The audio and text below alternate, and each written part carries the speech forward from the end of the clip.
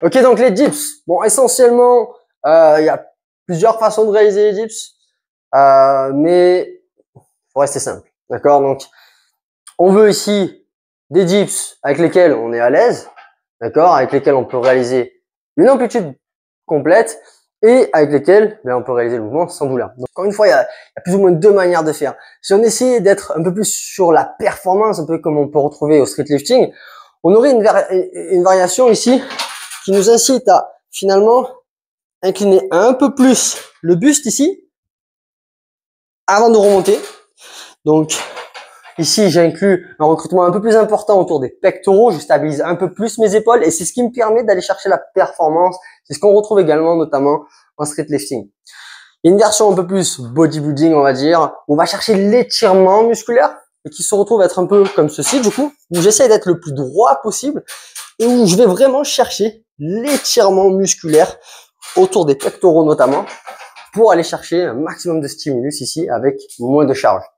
Un petit peu moins de stabilité autour des épaules et donc un peu plus de risque en termes de charge. Il faut vraiment prendre son temps sur la surcharge progressive. De toute façon, dans tous les cas, qu'importe la forme, vous devrez surcharger progressivement. Mais voilà, encore plus avec une variation comme celle-ci où on va chercher un étirement très important. Donc essentiellement, pour réaliser vos dips, encore une fois, une amplitude plus ou moins complète. Donc même si je suis ici sur la performance ici, j'essaye d'avoir, donc si je suis vraiment dans l'optique street lifting, les deltoïdes arrière en dessous des coudes, d'accord?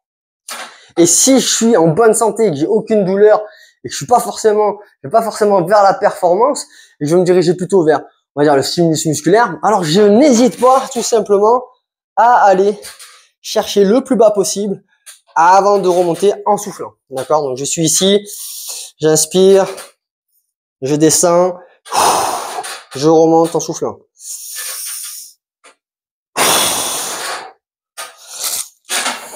Donc ici, la surcharge, pareil, veste lestée ou encore ceinture de lest, à savoir que plus vous allez chercher charge très lourde, et à mon avis, vous serez à ce moment-là plus avancé, et plus ce sera intéressant aussi d'avoir une hauteur un peu plus importante ici, pour démarrer en fait vos dips avec bras tendus. Vous voyez, là, je suis obligé d'un peu sauter si vous voulez, donc d'un point de vue performance, c'est pas optimal, surtout si vous soulevez très lourd, mais ça, je pense que cette vidéo ne s'adresse pas à vous.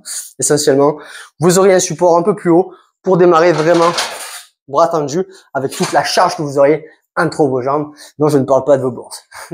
Bref. Donc voilà.